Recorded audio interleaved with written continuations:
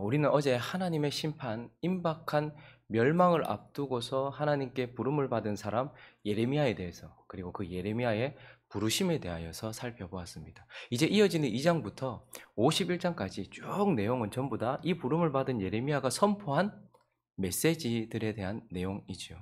그런데 이제 우리가 이 예레미야가 선포하는 메시지들을 살피기 전에 한 가지 주제해야 될 것이 있습니다. 그것은 무엇이냐면 예레미야의 메시지가 시간의 흐름을 따라서 선포된 것이 아니라는 것.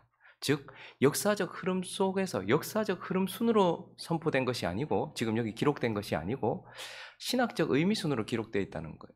역사적으로는 요시아 왕 때 하나님께 주셨던 말씀이 있을 것이고, 여호야김 때 주셨던 말씀이 있을 것이고, 시드기야 때 주셨던 말씀이 있을 거예요. 그러니까 그런 흐름 속에서 하나님께서 이 일이 있고 난 이후에 이 일이 있었다, 이 일이 있고 난 이후에 이 일이 있었다, 이렇게 지금 하나님께서 기록을 하신 것이 아니고요. 지금 이때 있었던 일, 이때 있었던 일이 뒤죽박죽 섞여 있어요. 그러니까 이것은 하나님께서 어떤 신학적인 의미를 가지고서 하나님의 메시지를 배치해 놨다라는 것을 알 수 있습니다.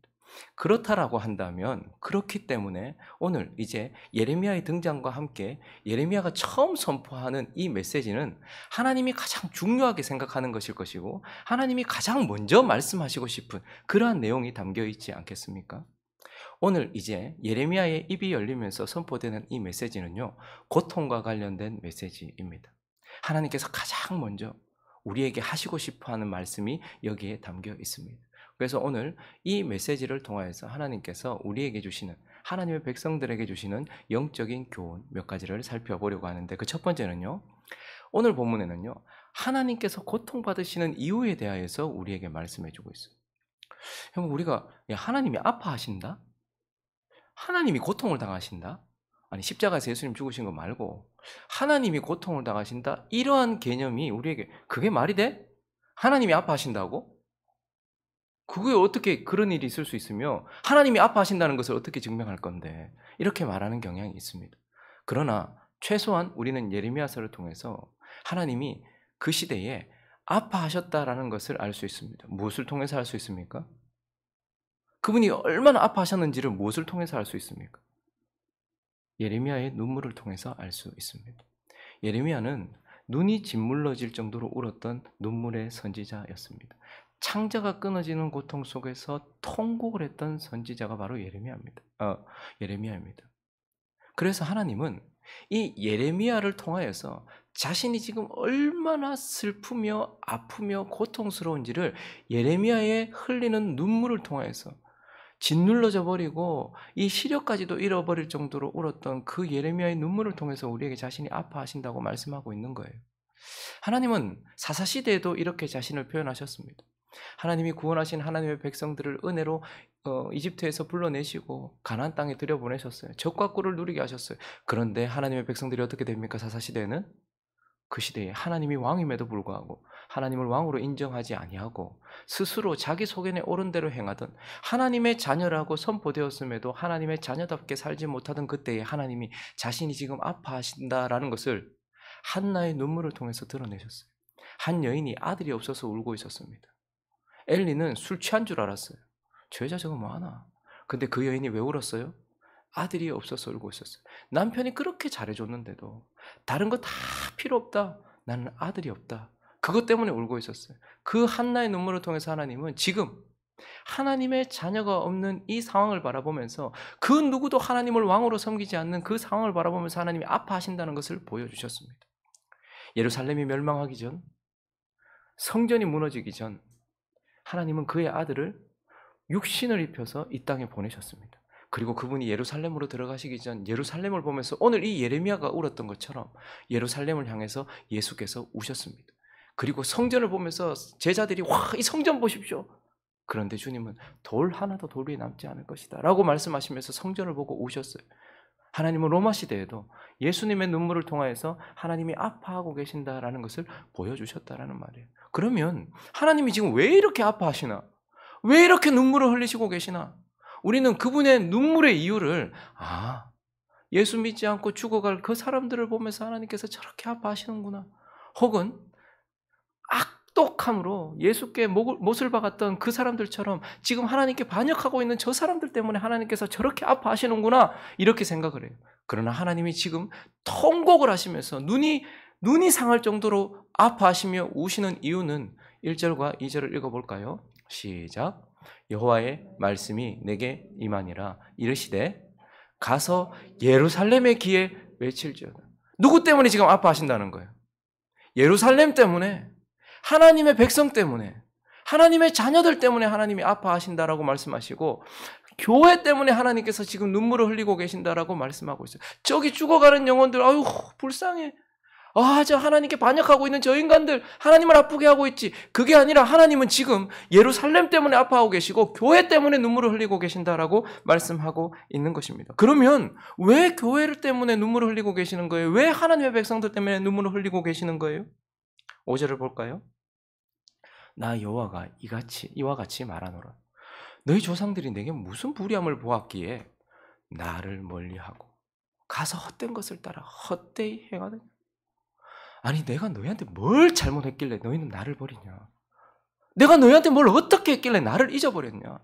6절도요.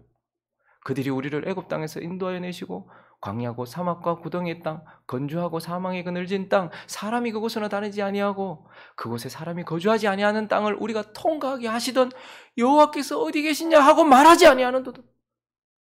너는 지금 하나님이 어디 있는지도, 하나님이 지금 어떤 상태에 있는지도 아무것도 찾지 않고 있지 않느냐. 너희는 지금 나를 잊어버렸다라고 말씀하세요. 8절도 보실까요? 제사장들은 여호와께서 어디 계시냐 말하지. 아니 내게 예배를 드리고 있는, 예배를 집전하고 하나님의 백성들을 예배로 인도해야 될 제사장들도 하나님을 버리고, 율법을 다루는 자들, 하나님 앞에 어떻게 살아야 되는지를 가르쳐야 되는 그러한 사람들도 나를 알지 못하고, 내 백성들을 관리하라고, 내 백성들을 주장하라고 관리들도 선지자들도 보냈거늘 그들은 나를 반역하고 바알의 이름으로 예언하고 무익한 것들을 따르며, 내가 세워놓은 지도자들, 안전장치인 제사장, 선지자, 다스리는 자, 율법을 가르치는 자들, 이 모든 자들도 다 나를 버리고 나를 잊었고 백성들도 다 나를 잊었다. 왜? 7절 읽어볼까요? 시작. 내가 너희를 기름진 땅에 인도하여 그것의 열매와 그것의 아름다운 것을 먹게 하였거늘 너희가 이리로 들어와서는 내 땅을 더럽히고 내 기업을 역겨운 것으로 만들었습니다. 하나님이 주신 풍요 속에서, 하나님이 주신 은혜 속에서 그것에 매여가지고 더 많이 얻고 더 누리는 것에 눈이 멀어가지고 어떻게 하면 더 잘 살까? 어떻게 하면 더 먹을까? 어떻게 하면 더 기름진 것들을 얻을까? 하나님이 주신 그 풍성함 속에서 하나님은 버린 거예요. 풍성함을 주시는 하나님을 버리고 하나님이 주신 풍성함 때문에 하나님을 다 잊어버린 거예요. 하나님에 대한 마음이 없어요. 지금 여호와 어디 계시지? 나 그 구덩이에 있었을 때 나를 끌어내신 하나님은 지금 어디 계시지? 하나님께 나는 어떤 상태에 있지? 이거 전혀 생각하지 않는, 하나님을 잊어버린 하나님의 백성들을 보면서, 그것도 하나님이 주신 풍요 속에서, 하나님이 주신 축복 속에서 하나님을 버린 하나님의 백성들 때문에 하나님이 지금 눈물을 흘리고 계신다라고 말씀을 하고 있는 것입니다. 그리고 그분이 아파하는 이유는요, 또 무엇 때문입니까? 우리가 하나님을 잊었기 때문이에요. 근데 또 그분이 아파하는 이유는 뭐죠? 그런데 그분은 우리를 잊지 못하시기 때문인 거예요. 아니면 우리가 하나님 잊었으면 하나님도 우리 잊어버리면 되잖아요. 근데 그런 우리를 하나님은 잊지 못하고 계시기 때문이에요. 하나님이 예레미야의 입을 열자마자 가장 먼저 말씀하시고 있는 것, 지금 하나님의 마음이 어디가 있는지를 오늘 여호와의 말씀이 내게 임하니라 이르시되라고 하면서 2절과 3절을 읽어볼까요? 여러분 하나님의 마음을 한번 읽어보십시오. 지금 하나님이요 2장 전체에서는 신랑과 신부의 입장에서 얘기하고 있어요. 끊을 수 없는 그러한 배타적인 사랑의 관계 속에 있는 남자와 여자의 사랑의 관계 속에서 신랑과 신부, 우리는 그분의 신부고 그분은 우리의 신랑이에요. 그런 관계 속에서 이야기하고 있어요. 자, 2절 3절 있습니다. 시작. 가서 예루살렘의 귀에 외칠지니라 여호와께서 이와 같이 말씀하시기를 내가 너를 위하여 네 청년의 때의 인애와 네 신혼 때의 사랑을 기억하노니 곧 씨 뿌리지 못하는 땅 그 광야에서 나를 따랐음이니라. 이스라엘은 여호와를 위한 성물 곧 그의 소산 중 첫 열매이니 그를 삼키는 자면 모두 벌을 받아 재앙이 그들에게 닥치리라. 여호와의 말씀이니라. 지금 하나님께서 뭘 말씀하시는 거예요? 예루살렘의 귀에 들려라. 내가 지금 뭘 기억하고 있는가? 우리가 젊었을 때 마치 부부가 결혼해서 처음 신혼 때 말이죠. 그때에 청년의 때의 인애와 네가 젊었을 때 나를 얼마나 사랑했고 그리고 네 신혼 때의 사랑, 내가 그거 지금 기억하고 있는데 네가 어땠냐? 씨도 뿌리지 못하는 땅, 아무도 살 수 없는 광야, 거기를 내가 인도해도 너는 나를 따라 나왔다.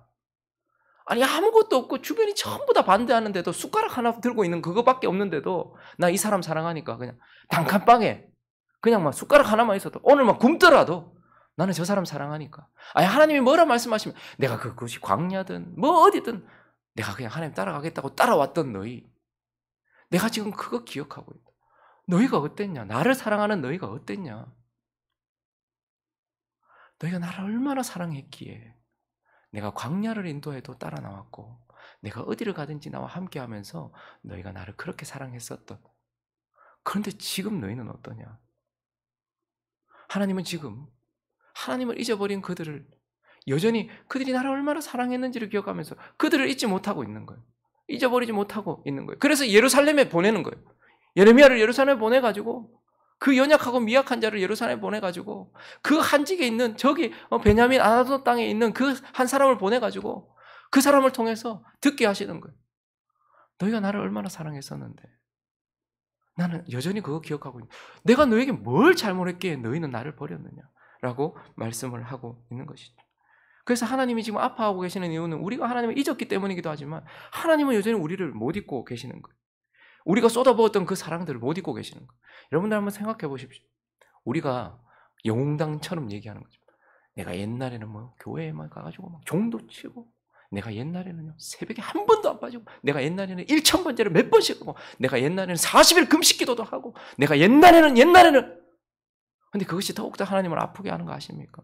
근데 지금은요, 아니, 하나님은 뭘 잘못했게? 거리가 이렇게 멀어도 저기서 부흥회 한다고 하면 뭐 하루길을 가더라도 가가지고 하나님 말씀 듣겠다고, 들었던 말씀 또 듣고 들었던 말씀 또 듣고, 테이프가 늘어져가지고 누구는 서태지와 아이들 노래 뭐 자기가 좋아하는 노래 테이프 늘어지도록 듣는데, 나는 하나님의 말씀 그 들었고 또 듣고 또 듣고 또 듣고 또 들어도 좋아가지고 성경책이 헤어지도록 성경책 들고 다니고, 무슨 일만 있으면 기도하고, 출근하기 전에 기도하고, 퇴근하기 전에 기도하고, 집에서 가정예배 드리고, 교회에서 무슨 일이 있다 하면 막 무슨 일이든지 앞장서서 일하든 하나님 앞에 그렇게 쏟아부었던 그 사랑을 하나님이 지금 그걸 추억하니까 더 아픈 거예요. 아니 내한테 이렇게 했었는데, 근데 내가 너희한테 뭘 어떻게 했기에 너희는 나를 잊었느냐. 하나님이 지금 아파하고 계십니다. 여러분, 고통은요 사람을 멈춰서게 해요. 그래서 딱 멈춰서는 순간 우리는 무엇인가 돌아보게 되거든요. 근데 우리는 지금 내 고통을 돌아보기 전에, 주변에 아파하는 사람들의 고통을 돌아보기 전에 하나님이 지금 아파하고 계신다는 것을 기억해야 돼요. 왜 아파하십니까? 우리가 풍요 속에서 하나님을 잊었고, 그러한 우리를 하나님은 여전히, 그러한 우리가 하나님께 쏟아부었던 사랑을 하나님은 여전히 잊지 않고 있기 때문에 하나님이 지금 아파하고 계신다라고 말씀하고 있는 거예요. 멸망을 앞두고서 하나님은 지금도 눈물을 흘리고 계신다라고 말씀하고 있는 것입니다. 그리고 오늘 말씀을 통해서 하나님이 또 한 가지를 우리에게 말씀하시는 것은 우리가 고통받는 이유입니다. 사실 오늘 본문에는요, 하나님의 고통은 이면적으로 드러나요. 자세히 들여다봐야 보인단 말입니다. 그러나 하나님이 진짜 말씀하시는 것은 표면적인 고통이에요. 이스라엘 백성들이 지금 고통을 받고 있어요. 14절을 한번 보십시오. 감당하기 어려워요. 아니 이스라엘이 종이냐? 아니 종이었던 그들을 끄집어내서 자유민이 되게 했고, 가나안 땅의 주인이 되게 했고, 열방의 빛이 되게 했다. 근데 이스라엘이 종이냐? 시종이냐? 어찌하여 포로가 되었냐? 지금 이 말은 뭐죠? 포로가 되어 있다 이 말입니다. 하나님의 백성들이 지금 질질 끌려다니고 있다는 거예요. 너무너무 고통스러운 상황 속에 있다는 말이에요. 어린 사자들, 아마 지금은 아수르를 얘기하는 것일 겁니다. 어린 사자들이 그를 향하여 부르짖으며 소리를 지르며 그 땅을 황폐하게 하고, 아수르가 진짜 험악한 인생들이거든요. 이거 그냥 괴롭게 한다, 이거 보통이 아닌 거예요. 그의 성읍들은 불타서 주민들이 없게 하고, 얼마나 고통스럽게 했는지. 놉과 다바네스의 자손도 네 정수리를 상하게 하고, 얼마나 지금 이스라엘 백성들이 고통 가운데 있는지 몰라요. 누군가에게 종이 되고 뭔가를 잃어버리고 주민들은 죽고 정수리가 상할 정도로 고통 가운데 있다라고 말해요. 근데 왜 이렇게 고통스러운 겁니까? 그들이 아수르보다 약하기 때문입니까? 주변 민족들보다 약하기 때문입니까? 아니에요. 그들이 약하기 때문이 아니에요. 하나님은 13절에 그들이, 하나님의 백성들은요 약해서 고통받는 이유가 없습니다. 세상은 사람이 약하기 때문에 고통받기 때문에 자꾸 능력을 기르라고 얘기하거든요. 힘을 키우라고 얘기해요. 그래, 하나님의 백성이 고통은요, 약함에 있는 거 아니에요. 13절을 보시면 내 백성이 뭐 했다고요? 우리가 악하기 때문이에요. 하나님의 백성인 여러분, 우리 삶에 고통이 있으면요, 우리가 지금 악하기 때문에, 뭐 주변 사람들이 악하거나 주변 사람들이 강하기 때문에 지금 내게 악이 있기 때문이라고 말씀하고 있어요. 그래서 하나님은 우리에게 무슨 악이 있는지를 두 가지를 지적하고 있어요. 우리가 고통스러운 이유, 악 때문인데 무슨 악인가? 첫 번째는 뭐죠? 곧 그들이 생수의 근원이 되는 나를 버린 거예요. 살인하고 간음하고 도둑질하고 이러한 행위에 달려있는 것이 아니라 우리가 어떤 그들이 생수를 버린 거예요. 근원이 되신 하나님을 버린 것, 이게 가장 큰 악이에요. 하나님을 버렸다. 나 하나님 버린 적 없는데. 이스라엘 백성들도 계속 예배하고 있었어요. 나라가 망하기 전까지 586년 7년까지 한 번도 예배를 끊은 적이 없단 말입니다. 그런데 그들은 하나님을 버렸어요. 하나님 없이, 마음도 없이, 하나님을 향한 사랑도 없이. 근데 하나님 말씀하세요. 정확하게 보고 계세요. 우리가 헌금을 얼마를 하든, 우리가 어떤 직분을 가지고 있든, 우리가 어떻게 예배를 드리든, 우리가 새벽 예배에 안 빠지든 그거와 상관없이 하나님은 우리 마음속에 하나님이 있는가 없는가를 보세요. 그런데 그들이 악을 행했는데 생수의 근원이 되는 나를 버렸다는 거. 하나님을 버렸다는 거. 그리고 뭐라고 또 얘기합니까? 스스로 엉덩이를 팠다는 거. 여러분, 사람은요, 처음부터 하나님의 집으로 지음받았어요. 하나님이 사시기 위해 지음받았단 말입니다. 하나님의 땅으로 지음받았단 말이에요. 그래서요, 하나님께서 그걸 보여주셨죠. 에덴 동산을 창설하시고 그 동산 중앙에 생명나무 두시고 거기에 하나님이 계세요. 근데 우리도 마찬가지예요. 하나님이 우리를 처음 지으실 때 인간은 처음부터 우리 중심에 가장 깊은 곳, 우리의 영, 지성소 안에 하나님이 사시려고 인생을 지으셨단 말입니다. 그런데요, 이 중심에 하나님이 계시지 않으면, 자, 여기 하나님이 계시려고 우리를 지으셨어요. 그래서 구원받았다는 것은 하나님이 다시 우리 속에 들어오셔서 우리의 지성소 가장 깊은 곳에 우리 계신다는 거예요. 근데 우리가 하나님을 버렸어요. 자, 그러면 이 빈 지성소 안에는 뭐가 있을까요? 그냥 비워놓을까요? 절대 그렇지 않습니다. 하나님이 쫓겨난 자리, 하나님을 비운 자리는 반드시 하나님을 대신하는 그 또 다른 웅덩이를 우리가 파게 되었단 말입니다. 인생은 목마름으로 지음받았어요. 그래서 하나님이 생수이세요. 하나님이 우리 속에 계셔야 돼요. 그런데 그 생수를 버리면 또 다른 목마른 걸 채워주기 위하여서 탄산수를 마시든 술을 마시든 뭘 마시든 마시게 되었단 말입니다. 그래서 너희가 두 가지 악을 행했는데 하나는 생수에 관한 나를 버렸다. 그리고 내가 빈자리에 다른 걸 채워 넣었다. 라고 말하면서 지금 우상숭배는 다른 게 아니에요. 목말라서 내가 찾고 있는 그것이 우상숭배예요. 하나님을 버렸으니까요. 하나님으로 체험을 받지 않으니까요. 그래서 이 기막힌 것을, 이 기가 막힌 상황을 하나님은 있는 그대로를 우리에게 말씀하세요. 10절과 11절 한번 보십시오. 야, 너희는 기띔섬, 저기 지중해 넘어서 가장 멀리 있다고 말하는 기띔섬이나 혹은 내가 저렇게 무시하는 게달에도 한번 사람을 보내서 이 같은 있었는지 한번 발휘. 어느 나라가 그들의 신들을 다른 신과 바꾼 일이 있더냐. 아니, 다른 나라는 다 신을 가지고 있는데, 근데 그들은 진짜 신도 아니고 잡신이고 신도 아닌데도 한 번 선택한 신을, 자기의 신을 바꾼 나라들이 있더냐. 그런데 어떻게 하나님의 나라는 하나님이 여호와라고 말씀하시고 신이라고 말해놓고 이스라엘 백성들만은 그 신을 바꿔버리는 거예요. 여호와를 통해서 구원받고 여호와를 통해서 광야를 지나고 여호와를 통해서 기업에 들어와놓고 이제는 인기를 신으로 세우고 쾌락을 신으로 세우고 돈을 신으로 세우고 자기 자신을 신으로. 아니, 어느 민족이 지가 처음 섬기던 신을 다른 신과 뒤바꾼 일이 있느냐. 그들은 신도 아닌 것을 섬기지만 그러나 그 신을 바꾼 적이 없다. 근데 어떻게 너희는 나를 말도 안 되던 것과 바꾸어서 섬기느냐. 이 기가 막힌 상황을 하나님께서 말씀하시는 거예요. 그러면서 17절과 18절도 보십시오. 그들이 하나님을 버렸어요. 다른 신과 바꿨어요. 그리고 지금 어떻게 하고 있어요? 네 하나님 여호와가 너를 길로 인도할 때 네가 그를 떠남으로 이를 자취했던 거 아니냐. 그래서 하나님은 고통을 통해서 지금 알게 하시려고 지금 아수르를 보내기도 하시고 옆에 있는 민족들을 통해서 여러분, 고통이 있으면 하나님이 나를 부르시는구나 하는 신호라고 하시면 돼요. 그런데 그때도 어떻게 하는 거예요? 19절에 보니까 네가 시올의 물을 마시려고 애굽으로 또 지금 애굽을 의지하는 거예요. 지금 이 고통을 애굽을 통해서 한번 해결해 볼까? 그리고 또 네가 그 강물을 마시려고 아수르의 강물을 마시려고 또 아수르의 또 여기도 기웃 저기도 기웃. 아니, 하나님이 고통스럽게 육체의 고통이 생기든 경제적인 문제가 생기든 뭐든 간에 여러분 그걸 해결하는 거는요. 이건 돈 문제네. 돈이 필요해. 아, 이건 건강 문제네. 의사가 필요해. 다 이것을 통해서 하나님 역사하시지만 근본적으로 어디로 부르시는 거예요, 하나님? 하나님께로 부르시는 거예요. 그런데요, 지금 이 고통 속에서 또다시 애굽을 찾아가고 아수르를 찾아가는 거예요. 하나님이 기가 막힌 거예요. 너희가 두 가지 악을 행했다. 하나는 생수의 근원인 나를 버린 것과 터진 웅덩이, 물을 가두지도 못하는 그런 웅덩이, 스스로 신을 섬기고 있는 그러한 것들을 말하고 있는 거예요. 그러니까 여러분, 우리가 고통을 받을 때 고통의 이유는 어디에 있습니까? 마지막 19절에 이렇게 얘기하고 있습니다. 읽어주시겠습니까? 시작.